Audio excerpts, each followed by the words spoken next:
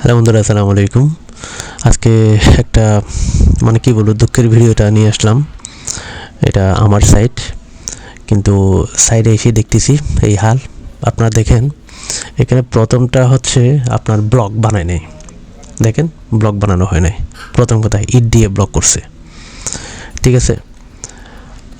এটা হচ্ছে প্রথম ভুল। আর দ্বিতীয়টা হচ্ছে ওনারা এখনও বাইন্ডিং কমপ্লিট হয় নাই, মিনিমাম আরও 3-4 ঘন্টা আছে। তার মধ্যে হচ্ছে ওনারা করতেছে কি মাঝে নিয়ে আসছে, ঢালাই করার জন্য।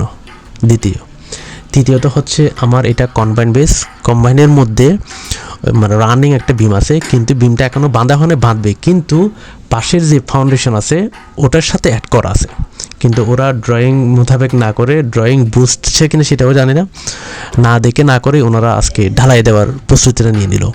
প্রথমটা ব্লক করে নেই, তৃতীয়ত ফাউন্ডেশনের সাথে আরেকটার সাথে অ্যাড আছে ফাউন্ডেশন বিম, কিন্তু এটা অ্যাড করা হয় নাই, মাটি কাটাতে। এখন আমি সাইডে গিয়ে উপস্থিতি মাটি কাটা করতে হচ্ছে, কিন্তু ঢালাইটা বন্ধ আছে এখন বর্তমানে, ঢালাই বন্ধ করে রাখছি। দেখেন মাটি কাটতে হচ্ছে আবার, কিন্তু ওনারা এইভাবে করে ফেলছে।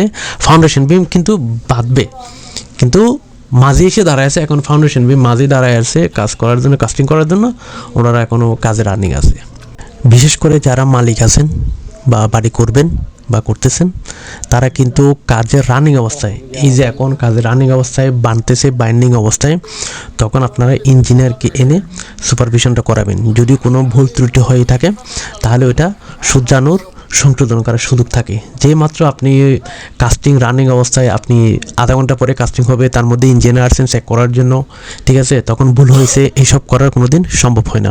বিশেষ করে মালিকদেরকে অনুরোধ করব, আপনারা যদি নিজস্ব ইঞ্জিনিয়ার নিয়োগ দিয়ে থাকেন, তাহলে কাজের রানিং অবস্থায়, কাজ করা অবস্থায় বাইন্ডিং হচ্ছে, তখন আপনারা ইঞ্জিনিয়ারকে ডাকবেন। যদি কোনো ভুল ত্রুটি হয়ে থাকে তখন খোলা বাঁধা করলে কোনো সমস্যা হবে না বা করা যায়, যেটা আমার এখন বর্তমান সাইডে হচ্ছে। কিন্তু আরেকটা বিষয় হচ্ছে, আমি ক্লায়েন্টে বলছি রানিং অবস্থায়, কিন্তু উনি ওনার মতো করে ডাকছে, কিন্তু কন্ট্রাক্টর ভাই কী করছে, সঙ্গে সঙ্গে তাড়াহুড়া করে কাস্টিং দেওয়ার জন্য, কিন্তু কাজটা তো পরিপূর্ণ শেষ হয় নাই। তার মধ্যে প্রথম ব্লক দেওয়া হয় নাই, ব্লক করে নাই, তারা ব্লক বানায় নাই।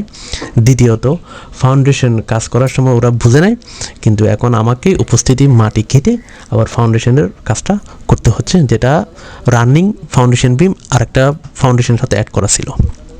কিন্তু ওনারা না করে, এগুলো না করে ওরা ডালাই মিস্ত্রিও নিয়ে আসছে, কাস্টিং করার জন্য মানুষও আছে, তার মধ্যে এই কাজগুলো শুরু করে দিছে।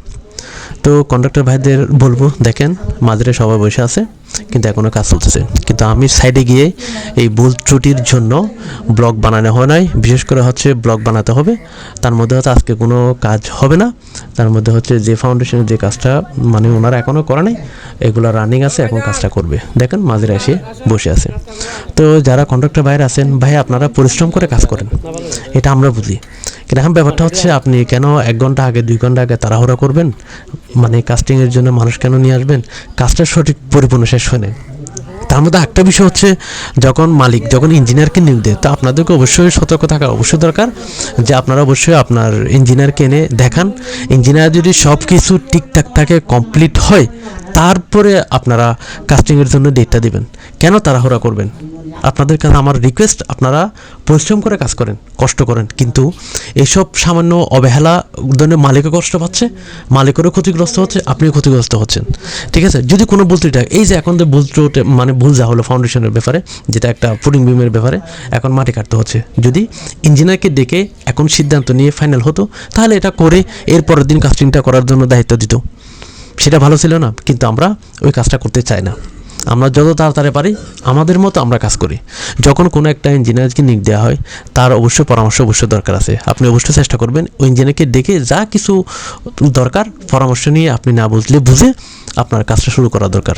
বা হয়তো বা কাজ রানিং অবস্থায় যদি আপনার কোনো মিস্টেক থাকে, ভুল ত্রুটি থাকে, বা আপনার বোঝার অসুবিধা হয়, তাহলে আপনি ওনাকে ডেকে বুঝে নেবেন। এটা তো আপনাদের কোনো কষ্টও না, আপনাদের কোনো ক্ষতি হচ্ছে না। একটা ইঞ্জিনিয়ার তো আপনার একটা কন্ট্রাক্টরের ক্ষতি করার জন্য তো এখানে সাইড আসে না।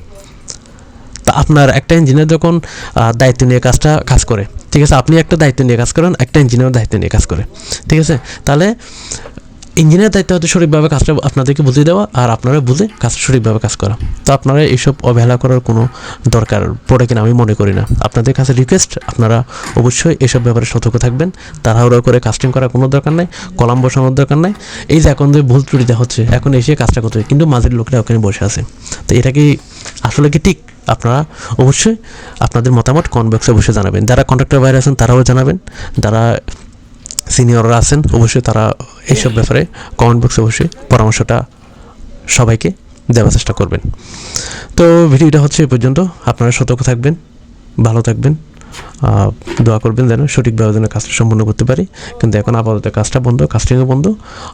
পরের দিন ফাউন্ডেশন কাজ কমপ্লিট হওয়ার পরে পরের দিনের ঢালাইটা কমপ্লিট হবে। তো কন্ট্রাক্টর ভাইদেরকে বলবো আপনারও একটা লস যেটা হচ্ছে এখন এই কন্ট্রাক্টর ভাইদের হচ্ছে। তো আপনারা এইসব করবেন কেন? আপনারা চেষ্টা করবেন সঠিকভাবে কাজ করার জন্য। ইঞ্জিনিয়ার যদি নিয়োগ দিয়ে থাকে মালিকে, তাহলে আপনারা ওই ইঞ্জিনিয়ারের সাথে পরামর্শ করে যে যেটা করার দরকার আপনারা দুইজনের পরামর্শ নিয়ে ওই কাজটা সম্পন্ন করার চেষ্টা করবেন। কেন দুইজন, একটা ইঞ্জিনিয়ার আর একটা কন্ট্রাক্টর দিয়েছিল কে? মালিক নিয়োগ দিয়েছে। তা আমাদের দরকার কি ওই মালিকের সঠিক আর সুন্দর কোনো ক্ষয়ক্ষতি যেন না হয় ওইভাবে কাজটা করা। ঠিক আছে, ইঞ্জিনিয়ার কন্ট্রাক্টরের দুইজনের পরামর্শ নিয়ে, কিন্তু মালিক তো সব কিছু বুঝবে না। ঠিক আছে, তো আপনারা অবশ্যই চেষ্টা করবেন মানে ইঞ্জিনিয়ার আর কন্ট্রাক্টর মিলে কাজগুলো সঠিকভাবে কাজ করার জন্য। ভালো থাকবেন সবাই, শেয়ার করে সবাইকে সতর্ক করার সুযোগ করে দেবেন। আসসালামু আলাইকুম।